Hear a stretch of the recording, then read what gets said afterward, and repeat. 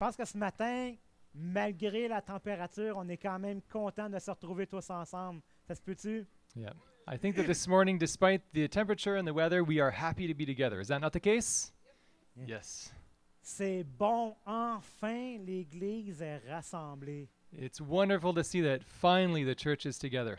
C'est le fun de voir vos visages, c'est le fun d'être avec vous autres. It's fun to see your faces and to be with you. Et vous savez, c'était ça le plan de Dieu pour ses enfants, d'être rassemblés ensemble. And do you know what? That has always been the plan of God for his children, that we be together. Le Seigneur a conçu son Église pour qu'on puisse vivre notre foi ensemble, puis œuvrer pour lui ensemble. The Lord built his church so we could grow together in faith and live together in faith. C'est ça que nous, les chrétiens, on a été appelés à être. And that's exactly what Christians have been called to be. Mais puisqu'on parle de vie chrétienne ici, et qu'on parle de vie d'Église, And here we're talking about the Christian life and also the church life together. j'aimerais vous proposer ce matin l'étude de la parabole des mines. So for that reason, I'm going to propose to you all the parable of the minas. C'est pas des mines sur lesquelles là, on met le pied puis ça explose. Là. It's not like a landmine that we put our foot on and it explodes. Non, une mine, c'est de l'argent. So a mina back in the day was currency, it was money. Et on retrouve cette parabole-là, entre autres, dans l'Évangile de Luc au chapitre 19. So we find that parable in Luke chapter 19 Ouais, du verset 11 au verset 27. from verse 11 to verse 17. Et ce matin, on va prendre ensemble le temps de passer en revue et d'en tirer des leçons de cette parabole. And this morning we're going to have a look at that passage and to see what we can learn for our lives from that passage. Et puisqu'il y avait toujours une raison pour laquelle Jésus racontait une histoire, And since there was always a reason why Jesus would relate a story, c'est bon qu'on commence en regardant le contexte entourant cette histoire-là. it's always a good idea to have a look at the context that Jesus told the story in.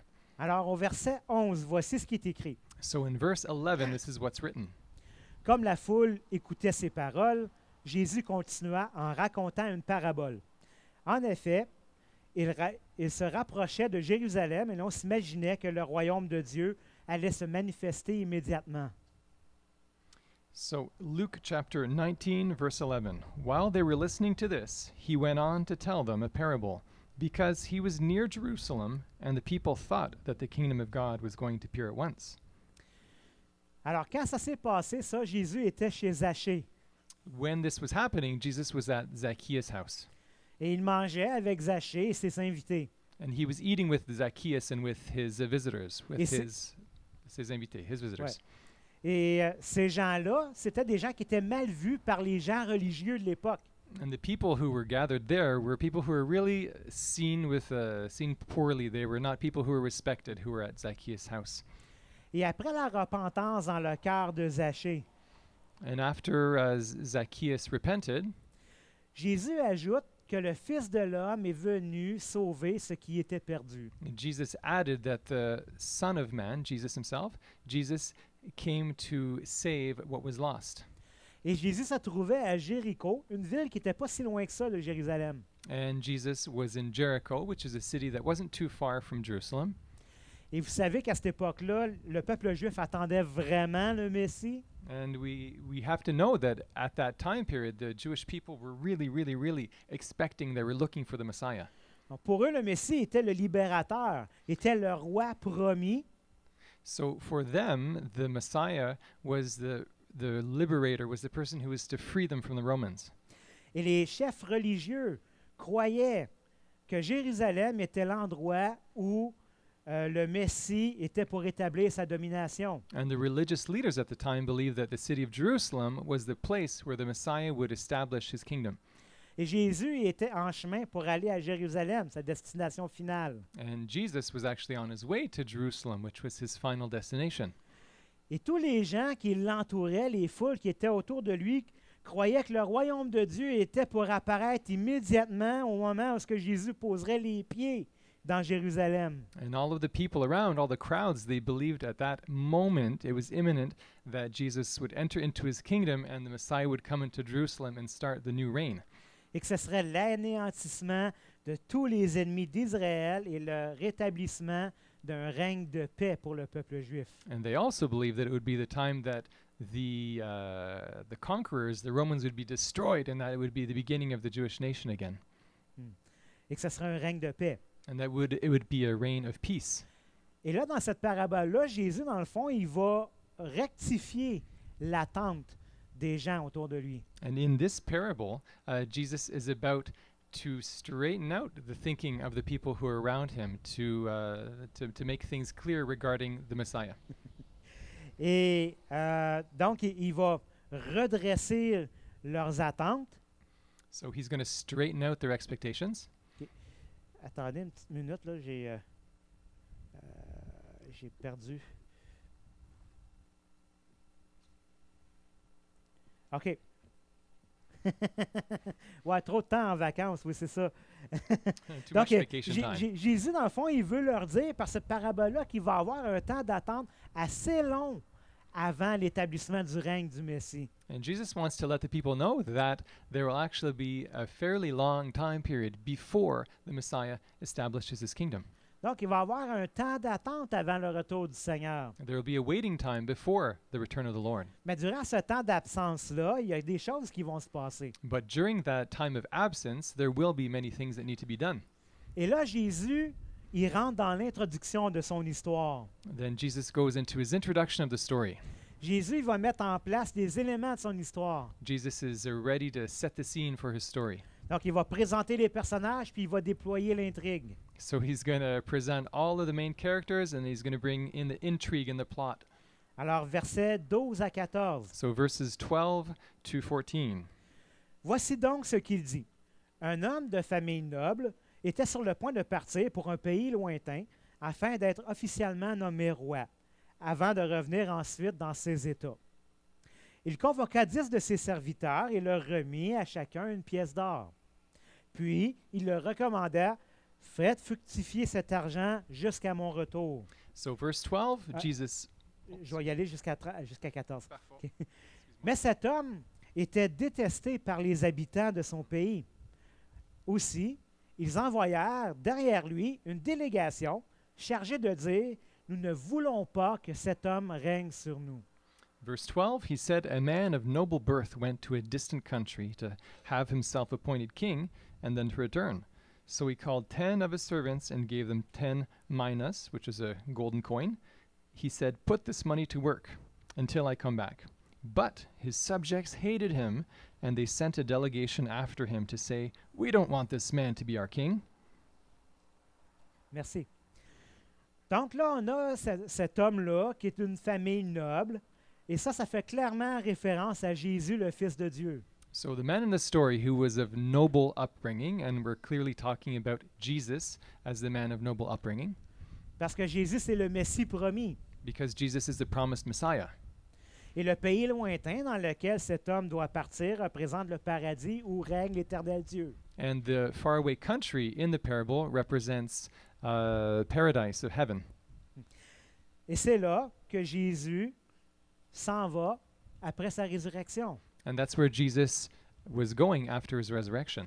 Et cet homme va recevoir la royauté et il va revenir ensuite prendre possession, pas juste de ses terres, And after the resurrection, well, the man in the story will enter into his royalty, and then he will come back.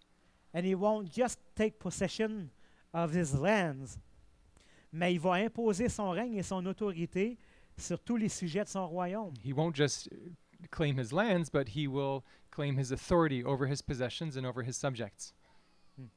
Et ça fait référence évidemment au retour futur du Seigneur. And this obviously refers to the return of Christ. Et le pays lointain indique un long voyage. And that faraway country indicates a long trip, a long journey. Ça veut dire qu'il va être parti longtemps. That means he'll be gone a long time. Mais avant de partir, il va appeler 10 de ses serviteurs pour leur remettre chacun une pièce d'or. But before leaving, he's going to call forward 10 of his servants, and he'll give them each a gold coin. Et une pièce d'or pour un roi, c'est pas grand-chose. And one gold piece for a king, it's really not a big deal.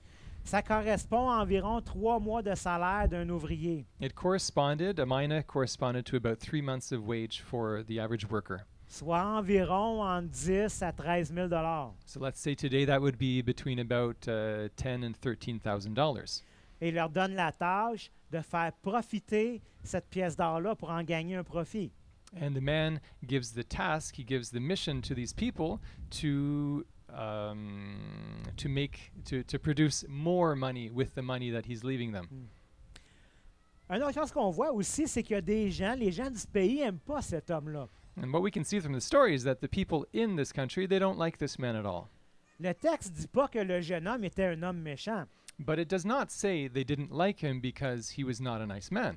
Ça fait juste dire qu'il le détestait. It just means that they hated him. Probablement parce que cet homme-là pensait pas puis vivait pas comme les gens du pays. Probably they didn't like him because he didn't think like the people of that country and he didn't live like the people of that country. Et ça représente très bien Jésus, le Christ, qui n'est pas de ce monde et qui est détesté par le monde. And that does represent fairly well Jesus, who is not of this world, and who is not loved or respected by this world. Ces gens-là voulaient rien savoir que cet homme-là règne sur eux, qu'il devienne roi et qu'il règne sur eux. These people in the story were not at all interested in Jesus reigning over them or in loving Jesus. Assez que là, ils se sont mis à manigancer. And it came to the point that they actually hated him so much that they started all of these evil plans to try to get him. Et ils ont tenté d'empêcher qu'il devienne roi. And they tried to prevent him from becoming king. Ils ont envoyé une pétition à Dieu contre le Christ. So they sent a petition to God against the Christ. Il faut avoir du front, hein? You have to, it's pretty upfront. It's pretty aggressive. Donc, on a ici cet homme de famille noble qui est sur le point de devenir roi. So we have in the story this man of noble upbringing who's about to become king. On a les 10 serviteurs We have the 10 servants. et on a les gens du pays qui s'opposent au règne du nouveau roi. Then we have the people of the country who are opposed to the idea of a new king. Donc, ce matin, dans le message, on va voir le dénouement de l'histoire pour chacun de ces groupes de personnages en rapport au roi. So in the message this morning, we are going to see what happens in the case of these 3 different groups: the man, the servants, and the people of the country. Alors, verset 15 dit, Verse 15 says, après avoir été nommé roi, il revint dans son pays et fit appeler les serviteurs auxquels il avait confié l'argent et voulait savoir ce qu'ils en avaient retiré. So he was made king, however, and returned home. Then he sent for the servants to whom he had given the money in order to find out what they had gained with it. Alors Jésus revient après un long temps d'absence. So Jesus comes back after a long absence. Et la première interaction du roi à son retour se passe avec les gens de sa propre maison. And the first interaction he has in coming back is with the people of his own household, Ses enfants, ses serviteurs. his children, his servants. Et voici ce qui arrive aux serviteurs qui se présentent devant le roi à son retour. And this is what happens to the servant who presents himself before the king when the king comes back. Dans le premier groupe, on voit les 2 serviteurs fidèles. In the first group, we see the 2 faithful servants, Versets 16 à 19. verses 16 to 19. Le premier se présenta et dit, « Seigneur, ta pièce d'or en a rapporté 10 autres. » « C'est bien, lui dit le maître, tu es un bon serviteur. Tu t'es montré fidèle dans une petite affaire. Je te nomme gouverneur de 10 villes. » Le deuxième s'approcha et dit, « Seigneur, ta pièce d'or en a rapporté 5 autres. » Le maître lui dit, « Eh bien, je te confie la gouvernance de 5 villes. » So the first servant came and said, "Sir, your mina has earned 10 more." "Well done, my good servant," his master replied. "Because you have been trustworthy in a very small matter, take charge of 10 cities." The second came and said, "Sir, your mina has earned 5 more." His master answered, "You take charge of 5 cities." Donc, les serviteurs ici, c'est les gens de la maison du roi. So the servants here in the story are the The people from his household. people from his household. Donc, ce sont les gens qui lui appartiennent. So these are people that are close to him and who belong to his household. Et les 2 premiers serviteurs ici se présentent devant leur roi et leur maître. And the first 2 servants present themselves before their king and their master. Et ils racontent comment ils ont fait prospérer la somme d'argent qui leur avait été confiée. And they relate to him how they made the amount of money that he gave them prosper. Donc, durant l'absence du maître, ils ont été vaillants. During the absence of their master, they were really, really active. They were doing something with the money that he left them. Ils se sont mis au travail, ils se sont mis à l'ouvrage. They got to work. Ils n'ont pas obtenu les mêmes résultats, They didn't get the same results exactly, both of them, mais le roi en fait aucun cas parce que tous deux l'ont servi fidèlement jusqu'à son retour. but the king didn't seem to make a really big deal out of the fact that they brought in different amounts of money because they were busy and active all the way up into his return. Et le roi, dans le fond, il connaît la capacité de chacun de ses serviteurs. And the king is well aware of the capacities and the abilities of each one of his servants. Et il félicite ses deux serviteurs pour leur fidélité, And he congratulates both of these servants for their faithfulness, même envers une petite affaire qu'il considérait de moindre importance. even before a small affair, a small deal that didn't really represent that much, Et qui aurait pu facilement, dans le fond, être négligé. and it could have just as well have been neglected, that little task. Et maintenant qu'il règne sur le pays, le roi veut récompenser ses serviteurs fidèles. And now that the man is reigning as king over the country, he wants to reward those servants. Et il va leur donner la gouvernance sur un nombre de villes qui est équivalent, dans le fond, à leur capacité de gérer. And as a result, he actually gives them the right and the responsibility to govern over the number of cities according to their ability.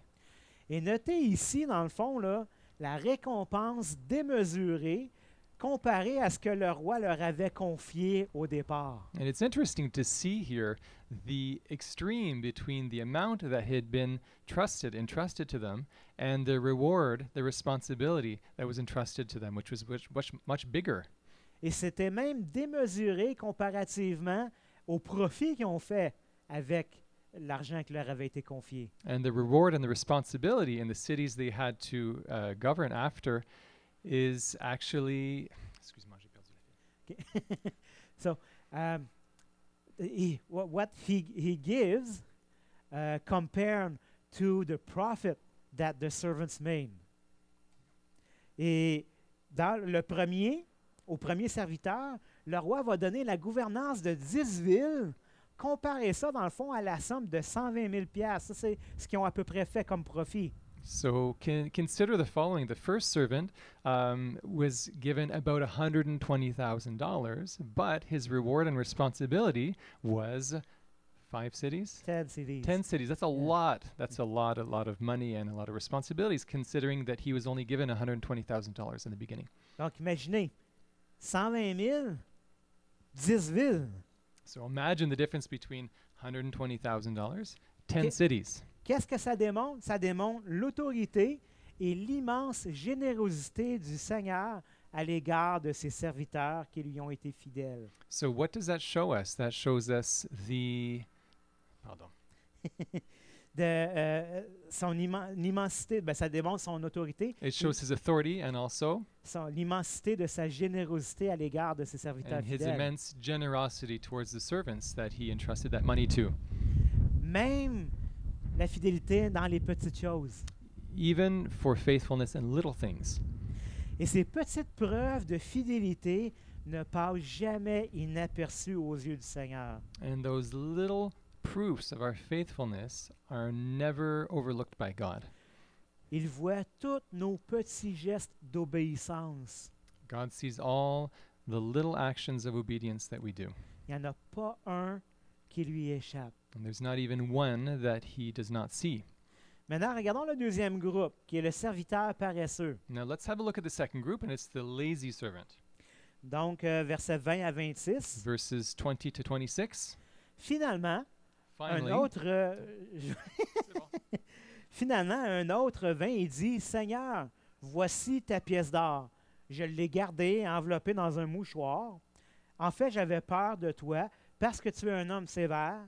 Tu retires de l'argent où tu ne l'as pas placé, et tu moissonnes ce que tu n'as pas semé. Vaut rien, lui dit le maître. Tu viens de prononcer ta propre condamnation. Tu savais que je suis un homme sévère, qui retire de l'argent que je n'ai pas placé et qui moissonne ce que je n'ai pas semé. Pourquoi alors n'as-tu pas déposé mon argent à la banque? À mon retour, je l'aurais au moins retiré avec les intérêts. Puis il ordonna à ceux qui étaient là, retirez-lui cette pièce d'or et donnez-la à celui qui en a 10. Mais Seigneur, lui fit-il remarquer, il en a déjà 10. Eh bien, je vous le déclare, à celui qui a, on donnera encore, mais à celui qui n'a pas, on ôtera même ce qu'il a. Verse 20, then another servant came and said, Sir, here's your mina. I have kept it laid away in a piece of cloth. I was afraid of you because you're a hard man. You take out what you did not put in, and you reap what you did not sow. His master replied, I will judge you by your own words, you wicked servant. You knew, did you, that I am a hard man, taking out what I did not put in, and reaping what I did not sow? Why then didn't you put my money on deposit, or at the bank? Why didn't you put my money on deposit, so that when I came back I could have collected it with interest? Then he said to those standing by, Take his mina away from him, and give it to the one who has 10 minas. Sir, they said, he already has 10. He replied, I tell you that to everyone who has, more will be given, but as for the one who has nothing, even what they have, probably.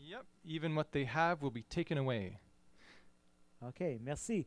Donc, après les deux premiers serviteurs, il y en a un autre qui se présente et qui n'a pas agi de la même manière à l'égard des biens de son maître. So as we see after the first two servants, we have the third servant who comes, who did not act at all in the same way as the first two.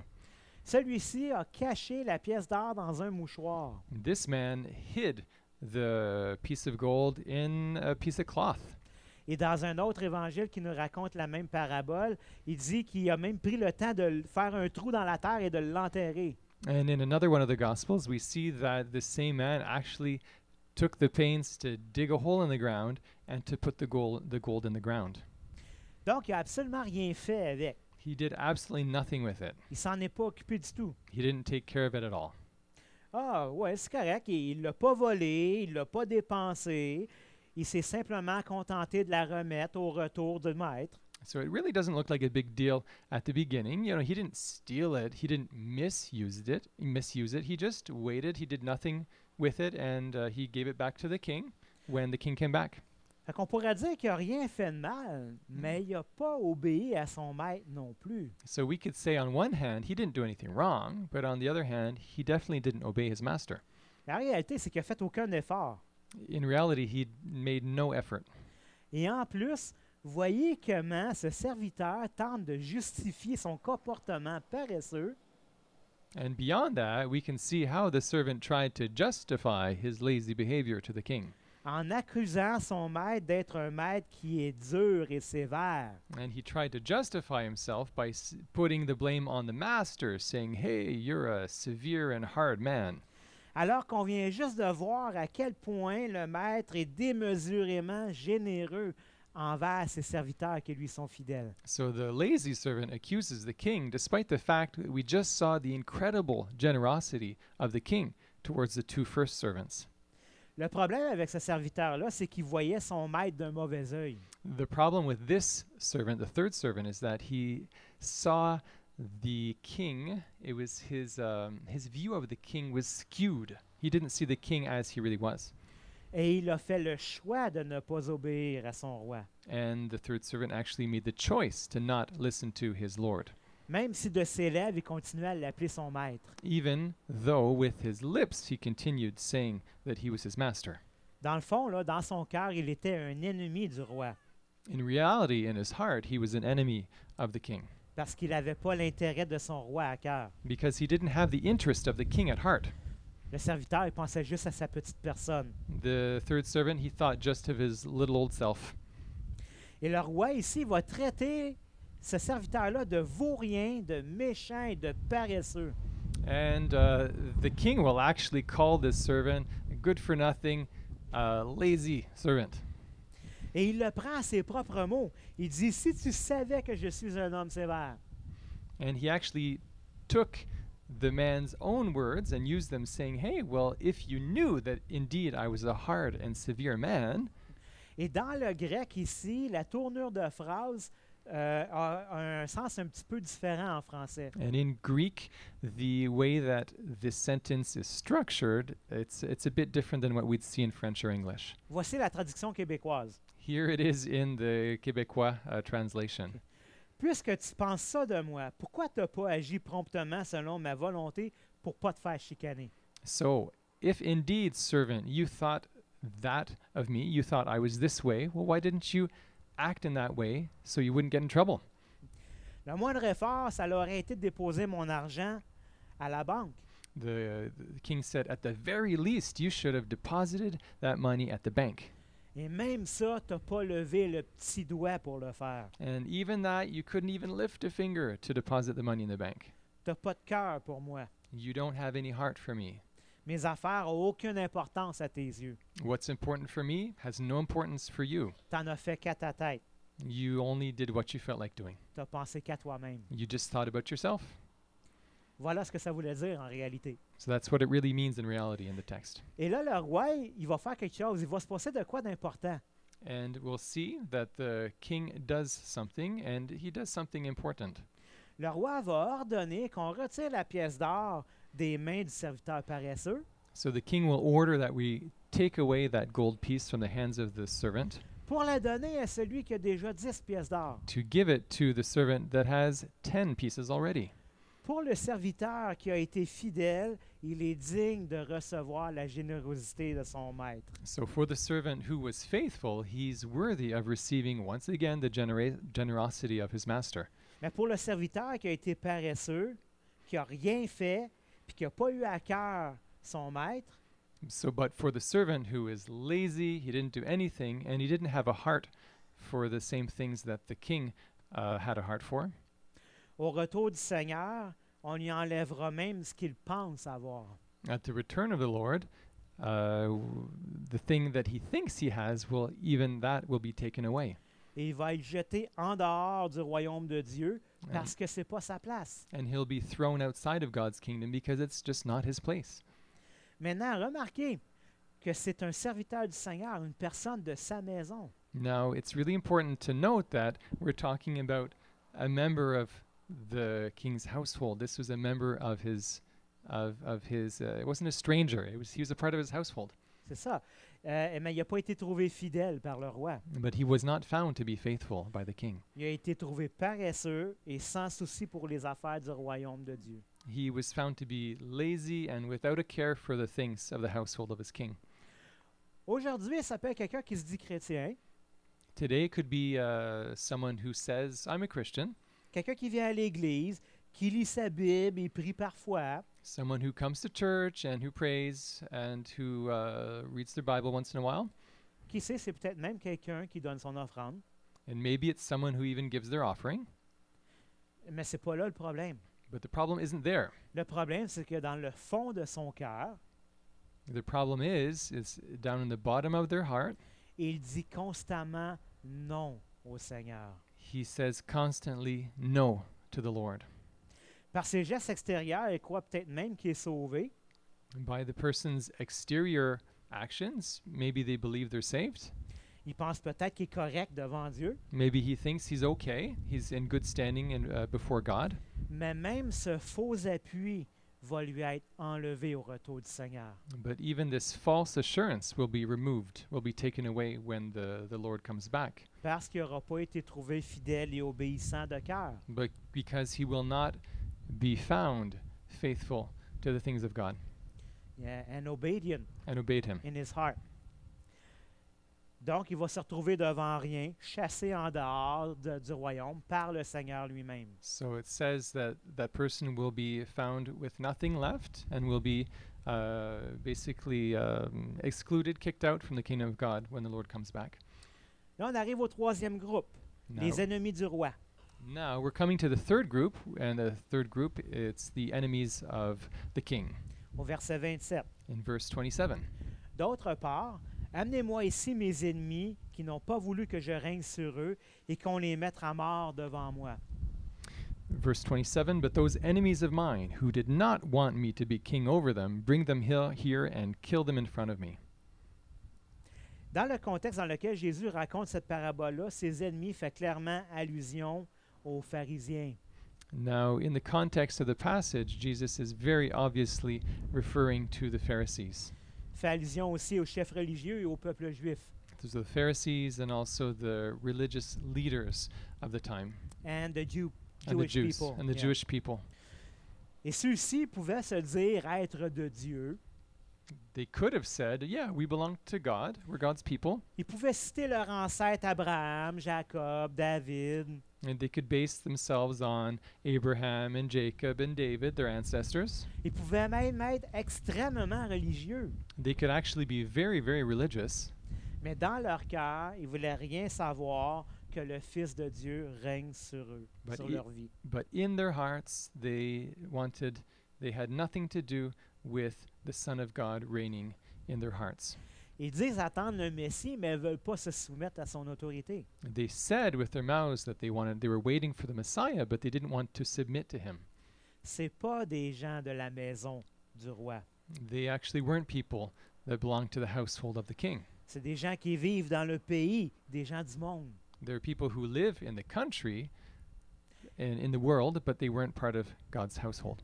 Ils veulent vivre leur propre vie comme ils l'entendent, sans être soumis à l'autorité souveraine de Dieu. They wanted to live their own lives as it came to them without being submitted to the king and to God. Et quand Jésus-Christ, le roi, va revenir et qu'il va entrer dans son règne, And when Christ comes back and he will enter into his reign, il ne pourra pas tolérer ces anarchistes et ces rebelles. he won't be able to tolerate those anarchists and the rebels. Parce que s'il le fait, ça va diviser son règne de paix. Because if he tolerated the anarchists and the rebels, it would divide his kingdom.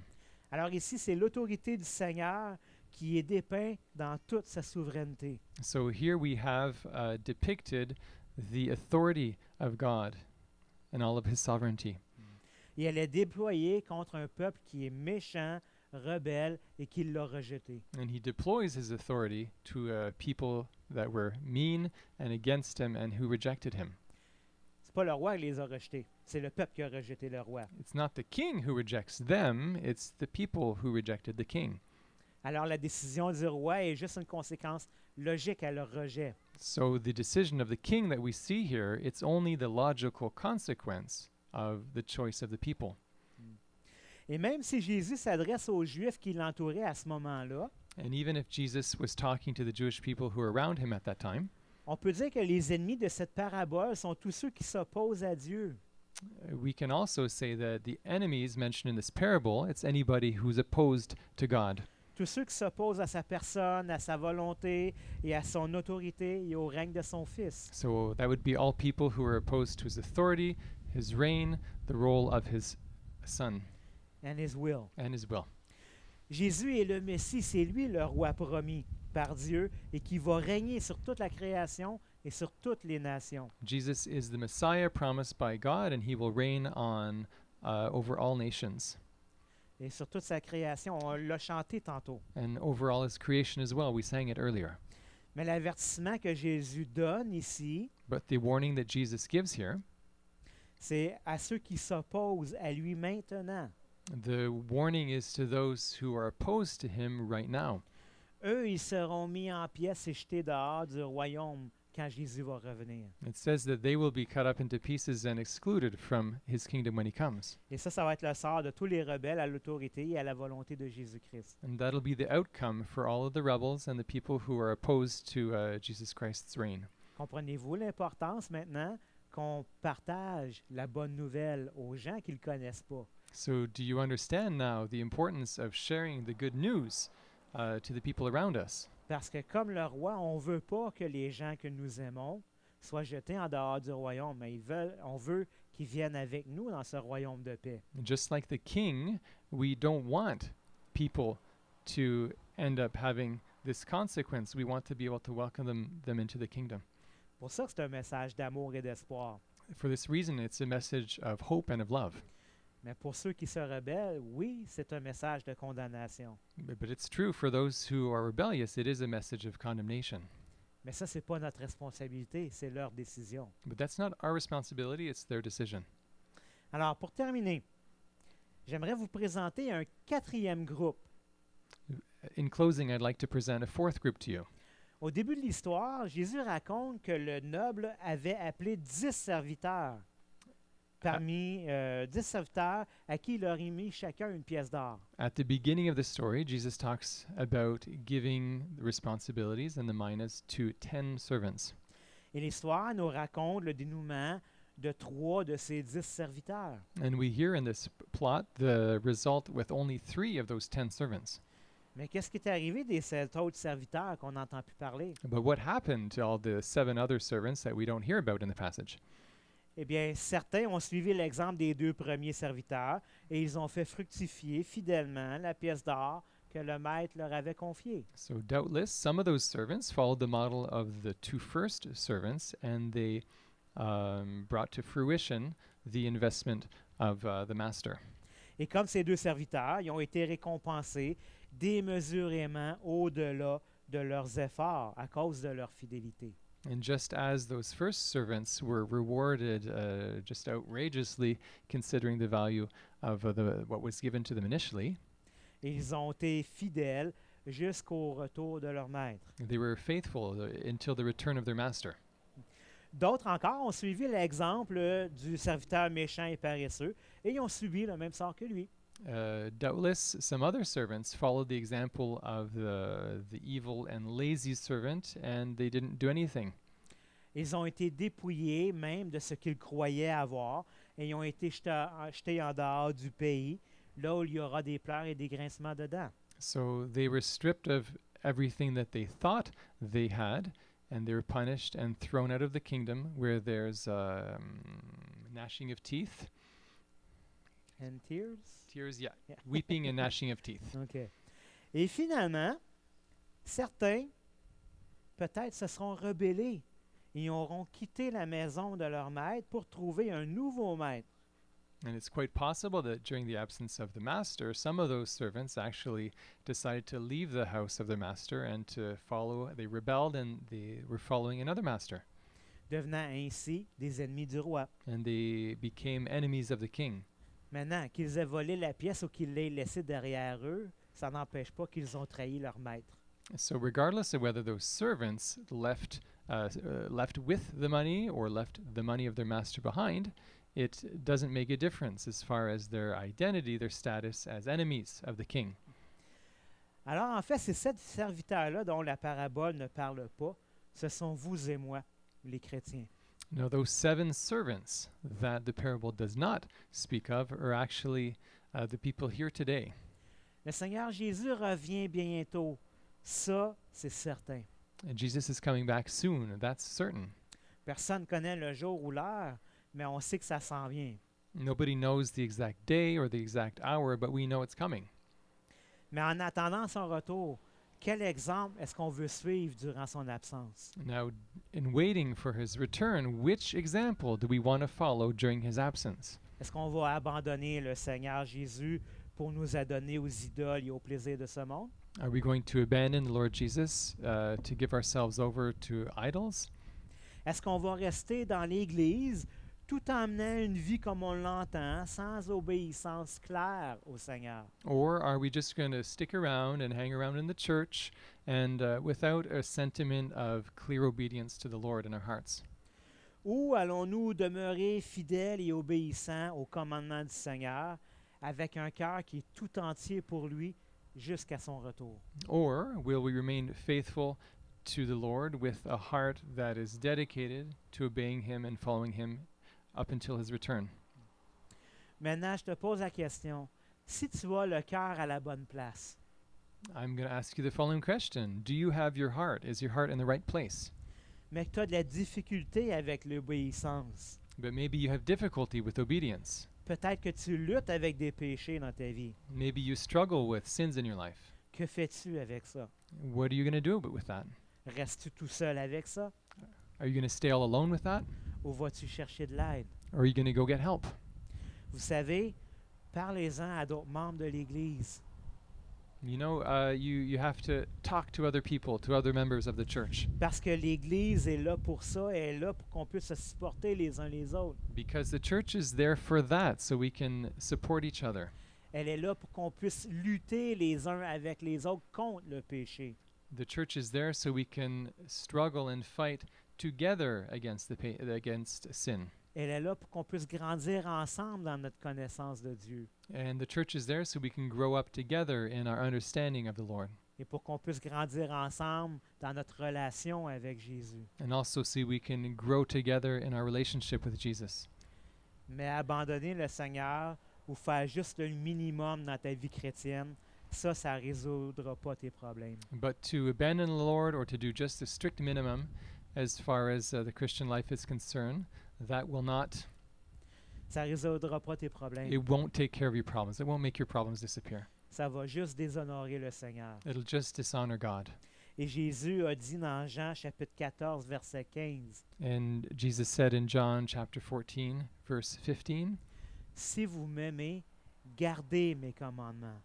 if you truly love me, then keep my commandments. Si vous m'aimez, gardez mes commandements. If you love me, then keep my commandments. Si vous m'aimez. » If you love me. Vous voyez, ce n'est pas une question de choses à faire ou d'ordonnances. It's not a question of things that have to be done or following orders. C'est une question d'amour. It's a question of love. C'est une question de cœur. It's a question of your heart. C'est une question de relation avec Jésus. It's a question of your relationship with Jesus. Si vous m'aimez, gardez mes commandements. If you love me, then keep my commandments. Amen. Amen. Oui, Seigneur Jésus, merci pour ta parole.